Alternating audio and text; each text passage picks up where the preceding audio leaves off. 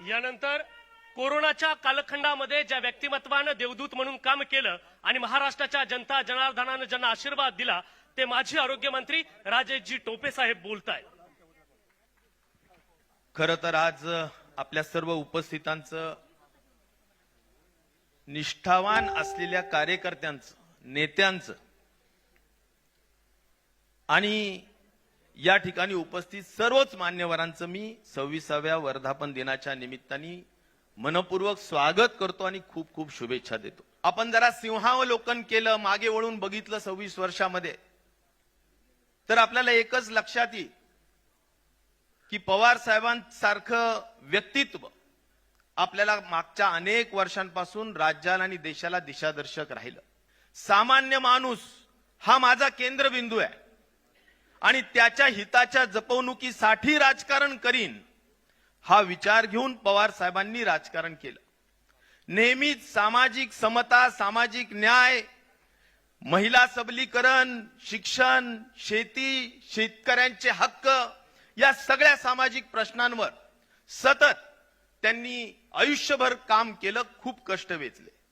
सगळ्यात महत्वाचं पवार साहेबांचं धैर्यशाली असं काही महत्वाचं काम जर काही असेल तर त्यांनी विचाराशी कधी तडजोड केली नाही, हा सगळ्यात महत्वाचा विषय आहे।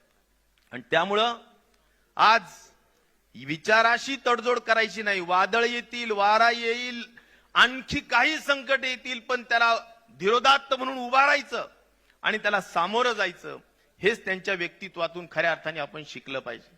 आणि म्हणून माझ्यासारख्या कार्यकर्त्याला एकच वाटतं की पवार साहेबांचं व्यक्तित्व हे म्हणजे चलता बोलता विद्यापीठ आहे। त्यांच्या व्यक्तित्वापासून, त्यांच्या जीवनापासून खूप शिकण्यासारखं आहे।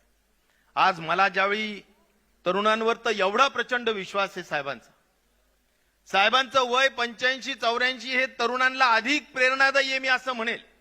ज्या वेळी लोक पक्ष सोडत होते, आमच्यासारख्या लोकांनाही सातत्याने पवार साहेबांना जालन्यात आल्यानंतर सुद्धा मी विचारलं, साहेब कसं व्हायचंय, यांच्यावर प्रचंडच आपण मोठं केलंय, काम केलंय। जाऊ दे, कुणाला काय जायचं तर जाऊ दे, मला विश्वास आहे राज्याच्या तरुणांवर ही तरुण पिढी पुन्हा आपण उभा करू आणि पुन्हा महाराष्ट्र उभा करू, हे सांगणारे आदरणीय पवार साहेब। आणि मला या ठिकाणी सांगितलं पाहिजे की कुठल्याही परिस्थितीत समाजाप्रती किती बांधिलकी असावी। आम्ही सगळे सांगत होतो सिनियर सिटीजन्सनी कोरोनामध्ये बाहेर पडू नये, पण 85 वर्षाचा हा तरुण योद्धा महाराष्ट्रामध्ये रेमडेसिवीर नावाचं औषध घेऊन महाराष्ट्राच्या कानाकोपऱ्यात आमच्या बरोबरच त्या ठिकाणी दौरा करण्याचा संकल्प केला, नवे पूर्ण दौरा पूर्ण केला। हा आधार देण्याचं काम आदरणीय पवार साहेबांनी केलं। सगळं मार्गदर्शन पवार साहेबांचं असतं, प्रेरणा पवार साहेबांची असती, बळ पवार साहेबांचं असतं। त्यामुळेच राजेश भैयांसारखे सुद्धा कार्यकर्ते चांगलं काम करू शकतात। त्याचं सर्व जर श्रेय मी कुणाला देऊ शकत असेल तर ते आदरणीय पवार साहेबांना देईल।